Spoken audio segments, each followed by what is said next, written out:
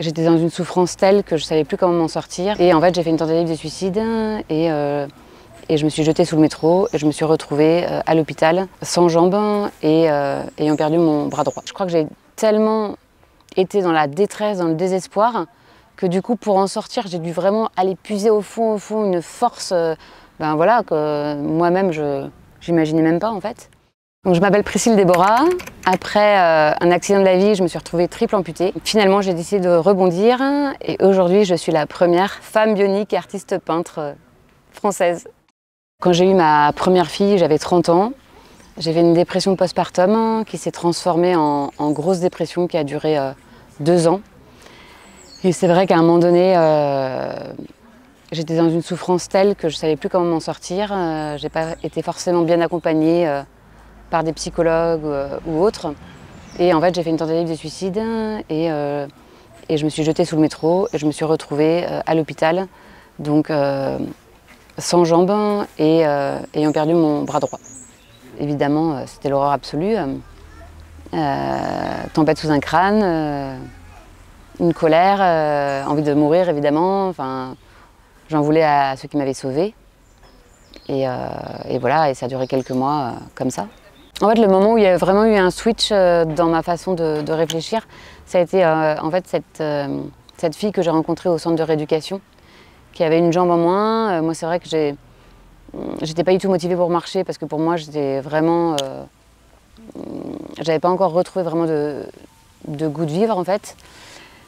Et donc, je parle avec elle. En fait, je la voyais rire avec une autre fille et voilà, s'éclater, être vraiment hyper rayonnante. Du coup, je me suis approchée parce que ça m'intriguait. En fait, je me disais, comment elles font quoi, pour être heureuses avec le handicap qu'elles ont, parce qu'en fait, elles avaient toutes les deux des jambes en moins en fait.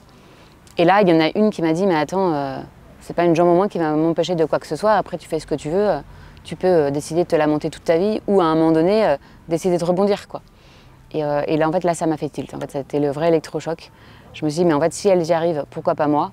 Et comme en fait, j'ai jamais aimé perdre, ben, en fait, radicalement, j'ai changé vraiment ma façon de voir les choses.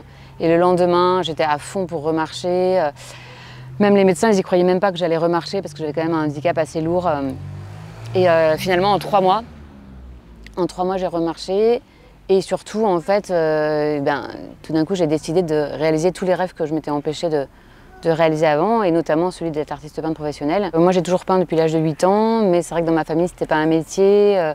Donc, du coup, j'ai un peu suivi voilà, les désirs, on va dire, familiaux et un peu sociétaux, en fait, où du coup, il faut d'abord faire une bonne école et on verra après. Du coup, j'ai fait une école de commerce. Et puis après, je me suis retrouvée à travailler dans l'audiovisuel parce qu'à un moment donné, j'ai cherché à allier commerce et art. Voilà, sauf que finalement j'étais à côté des créateurs, mais pas créatrice moi-même en fait. Et en fait, c'est vrai que plus ça allait, plus mon désir de peindre en tant que professionnel, en fait, il était frustré parce que j'avais pas assez de temps. Surtout dans l'audiovisuel, en fait, on n'a pas, voilà, on a des horaires quand même assez conséquents. Et du coup, quand je suis revenue à la maison, j'étais super reboostée. Voilà, j'avais déjà tout dans ma tête pour vraiment organiser mes journées. Donc je peignais du matin au soir. Le soir, après, je travaillais sur ma communication, sur la recherche de lieux d'exposition et tout ça. Et après, très vite, j'ai exposé, je sais pas, dans plein d'endroits, en région parisienne, puis après en France, puis après à l'étranger. Et en fait, ça a fait que boule de neige. C'est-à-dire qu'en fait, j'étais tellement pleine d'énergie que du coup, en fait, les gens que je rencontrais, je sais pas, en fait, c'était assez magique. Et eux-mêmes, après, ils me proposaient un autre plan. Enfin voilà, ça s'est toujours fait comme ça, finalement, depuis 17 ans que je suis handicapée, quoi. 6 ans après mon handicap, j'ai commencé à avoir des problèmes de canal carpien avec la main gauche parce qu'en fait, j'étais tellement dans une première phase où j'avais envie de profiter, de faire plein de choses, etc., que j'ai pas du tout ménagé mon corps. Et c'est à ce moment-là que mon orthoprothésiste, en fait, m'a parlé d'un système pour le bras, une prothèse de bras intelligente, en fait, qui se commande par le cerveau. J'ai été opérée, donc c'est quand même une opération chirurgicale qui dure 5 heures. Donc il récupère en fait les nerfs du bras qui ont été sectionnés au moment de l'amputation, donc les nerfs qui servaient à ouvrir la main, à fermer la main, à plier le coude, déplier le coude, et pour la pronation, voilà, le fait de tourner la main dans un sens ou dans un autre. Et tous ces nerfs-là, en fait, ils les ont remis dans des muscles en les séparant avec des masses graisseuses. Et après, donc j'ai eu toute une rééducation de 2 ans. C'était vraiment comme un cadeau du ciel. Et effectivement, je me suis sentie hyper chanceuse parce que même si j'ai pas tout de suite réalisé l'ampleur du truc, parce qu'en fait, quand je vois ce que je suis capable de faire avec la prothèse maintenant, enfin, je suis encore vraiment... Enfin, voilà, je suis encore hallucinée en fait. Enfin, par exemple, vous me dites ouvre la main, bah voilà, j'ouvre la main. Enfin, c'est immédiat, je pense même plus au mouvement en fait. C'est-à-dire que c'est devenu complètement instinctif. Après, moi, ce que j'aime bien, c'est mon petit super pouvoir de faire le petit 360 degrés, voilà. Donc ouais, c'est quand même assez incroyable. C'est-à-dire que je vais attraper quelque chose, je vais attraper une bouteille. Voilà, je tiens la bouteille. Enfin, c'est des choses. Ça a changé mon quotidien, quoi. C'est aussi comment dire, une réintégration dans la société parce que tout d'un coup vous n'êtes plus l'handicapé, la mutilée, enfin tous les adjectifs sympas dont on peut nous affubler. C'est voilà, vous êtes la femme bionique.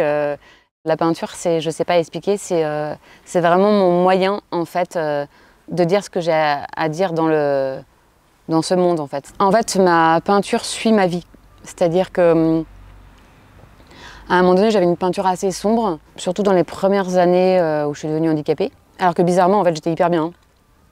Mais en fait, je crois que j'avais besoin de sortir des choses voilà, assez noires. C'était vraiment de l'expressionnisme assez comment dire, je sais que ça faisait un peu peur aux gens parfois. Un peu fantomatique, pas mal de fantômes, ou d'êtres un peu errants. Et petit à petit, au fur et à mesure des années, en fait, j'ai mis de plus en plus de couleurs. Les personnages sont de plus en plus détachés du fond. Ils sont beaucoup plus présents, comme si en fait ça suivait mon parcours de vie, quoi. Comme moi, je me suis vraiment de plus en plus affirmée dans ce que je voulais être, dans ce que j'avais envie, où j'avais envie d'aller. Et donc effectivement, comme moi j'ai une peinture dans l'émotion et dans l'inconscient, forcément en fait ça suit ma trajectoire de vie. En fait, je crois que parfois quand il nous arrive quelque chose de dramatique en fait dans la vie, mais ça peut être aussi bien le handicap que la perte d'un être cher, que, je sais pas, une situation de harcèlement, ou je sais pas, être viré de son travail, enfin plein de choses comme ça, des chocs en fait. Ben, en fait, ça nous force à puiser en nous une force qu'on soupçonne pas, mais qui est assez incroyable. Et en fait, moi, je crois que j'ai tellement été dans la détresse, dans le désespoir, que du coup, pour en sortir, j'ai dû vraiment aller puiser au fond, une force, ben voilà, que moi-même, j'imaginais même pas en fait. Même si je l'ai été, dépressive, voilà, on n'a pas le temps de ruminer, enfin, on n'a qu'une vie, il faut en profiter de chaque moment, quoi. Moi, je vis comme si je pouvais mourir demain. Enfin, chaque moment doit être magique, chaque journée doit être au top, quoi. Enfin,